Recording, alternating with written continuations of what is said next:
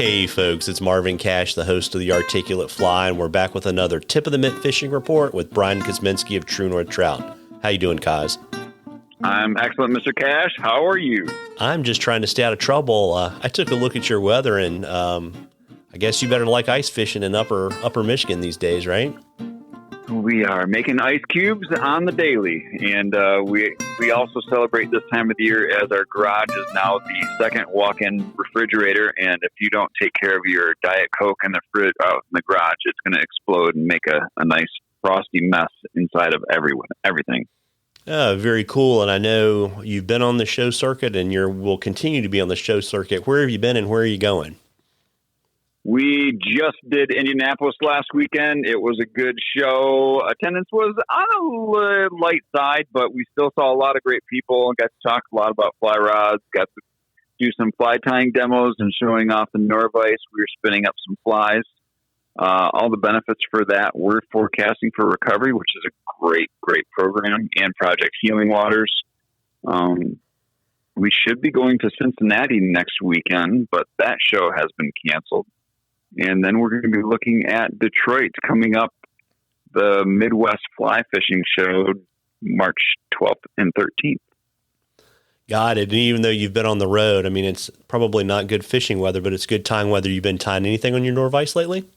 I have, actually. It's been a combination of Pat's Rubber Legs, a.k.a. the Turd, because it's just a fish catcher. It just catches fish. And a couple of Clouser minnows, because I felt nostalgic and wanted to tie a Clouser here and there. Well, good deal. And what's your favorite color chenille for your Pat's Rubber Legs? I like that coffee, like the black and brown. Yeah, it's killer. You're actually the second fishing report I've recorded today where that was the color combo that got it done. And, you know, folks, before we get on to listener questions, want to give a shout out to our friends at Norvice. And they're super active on the show circuit this season. We're recording this on the 24th. If you want to go see Tim and Tyler, they're going to be in Edison, New Jersey this weekend. I know the weekend after that, the fly fishing show is in Atlanta. And then I think the following weekend, it is in Denver, Colorado.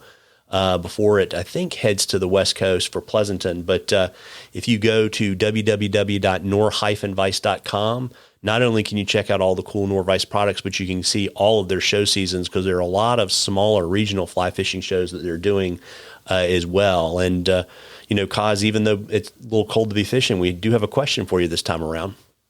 That's great. Yeah, I'll hit you up. So this is one, assuming that there's no ice, techniques for pulling lethargic trout out of timber. Wow.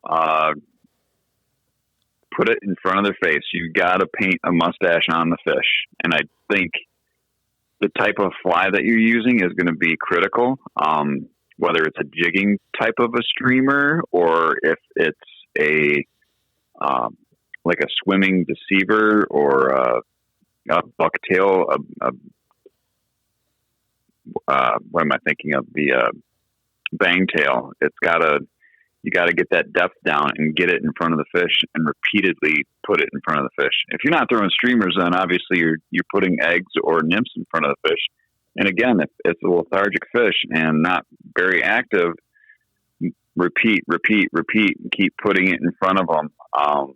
Juicy runs generally hold juicy fish. You just got to have faith in what you're doing and keep doing it over and over. Yeah, and so, you know, on the timber front, and I haven't had a chance to I've fished in Michigan, but I haven't fished Michigan trout where there's a lot of timber, you know, but obviously if you're throwing streamers and things like that and you have weight, you know, what are you doing either in terms of presentation and retrieve or in fly design to basically, you know, not turn a day of trying to coax lethargic trout out of the timber into a day of like having to replace 12 or 15 flies? Absolutely. Line choice is key. Using like Scientific Angler Sync 25 or they've got heavier sync lines. Using tungsten bead heads or cone heads on your flies. After you immediately put the fly into your target zone, give yourself a healthy upstream mend that allows the line to come down with the river and your fly gets to sink without being pulled out of the zone.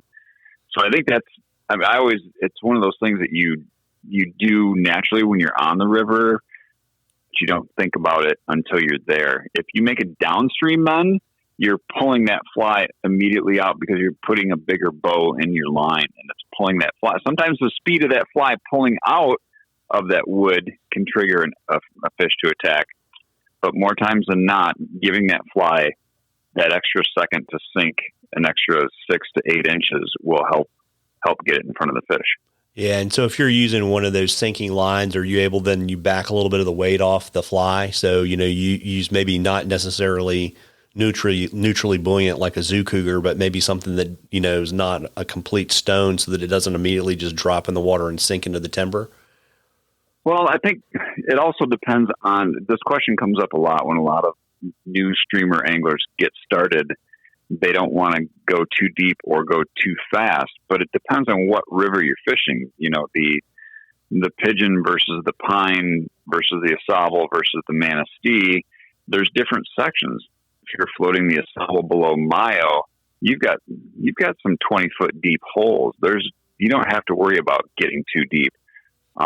But upper stretches of the Manistee, you're looking at 2 or 3 feet deep, and that's pretty good. But then you get in the deeper stretches below Hoden Pile, and you've got the same 20-foot section. So you've got to get down and get deep.